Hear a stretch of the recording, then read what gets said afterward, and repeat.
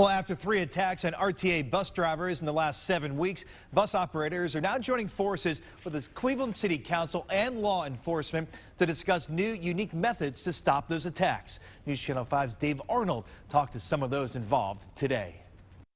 Enough is enough. That response by the RTA Bus Drivers Union president leaves little gray area in his passion to protect his drivers. We're going to have an epidemic of attacks on bus drivers like it's open season on bus operators, and we can't have that. Along with the concern for drivers is also the concern for the safety of passengers. City Council is going to have a meeting tomorrow to discuss anything that may have to do with assault on drivers and making it more punishable.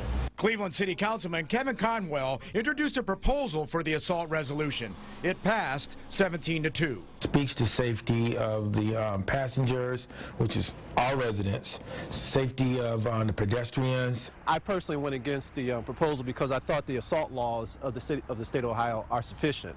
We just have to enforce them. One of RTA's solutions might be installing plastic shields like these used in other cities to protect their drivers.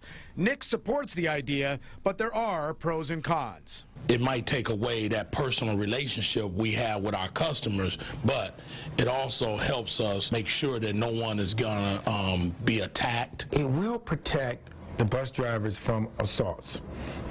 Put that over there. The cons is that you don't want a passenger to feel unsafe when he or she gets on the bus. Unsafe because it may hinder getting to a driver if they have a medical emergency.